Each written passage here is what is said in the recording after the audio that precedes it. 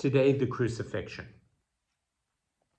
They took him to a place called Golgotha, which means Skull Hill, and they offered him some drugged wine, but he wouldn't take it. Then they crucified him and shared out his garments, drawing lots to see what each of them would get. It was 9 o'clock in the morning when they nailed him to the cross. Over his head, the placard of his crime read, "The King of the Jews." They also crucified 2 bandits at the same time, one on each side of him, and the passers-by jeered at him, shaking their heads in mockery, saying, "Hi, you! You could destroy the temple and build it up again in 3 days. Why not come down from the cross and save yourself?" The chief priests also made fun of him among themselves, and the scribes, and said, "He saved others, he cannot save himself. If only this Christ, the King of Israel, would come down now from the cross, we should see and believe." And even the men who were crucified with him hurled insults and abuse at him. At midday, darkness spread over the whole countryside and lasted until 3 o'clock in the afternoon. And at 3 o'clock, Jesus cried out in a loud voice, my God, why did you forsake me?"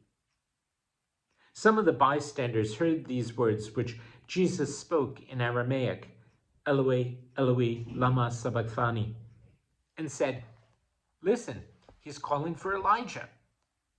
One man ran off and soaked a sponge in vinegar and put it on a stick and held it up for Jesus to drink, calling out, "Let him alone. Let's see if Elijah will come and take him down." But Jesus let out a loud cry and expired. The curtain of the temple sanctuary was split in 2 from the top to the bottom. And when the centurion who stood in front of Jesus saw how he died, he said, "This man was certainly a son of God." There were some witnesses there looking on from a distance. Among them, Mary of Magdala, Mary, the mother of the younger James and Joseph and Salome. These were the women who used to follow Jesus as he went about in Galilee and look after him. And there were many other women there who had come to Jerusalem with him. When the evening came, because it was the day of preparation, that is, the day before the Sabbath, Joseph from Arimathea, a distinguished member of the council, who was himself prepared to accept the kingdom of God, went with great courage into Pilate's presence and asked for the body of Jesus. Pilate was surprised that he could be dead already, and he sent for the centurion and asked whether he had been dead long. On hearing the centurion's report, he gave Joseph the body of Jesus.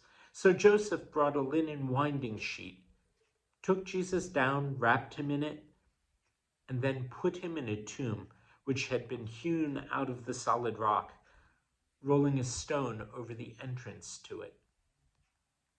Mary of Magdala and Mary, the mother of Joseph, were looking on and saw where he was laid.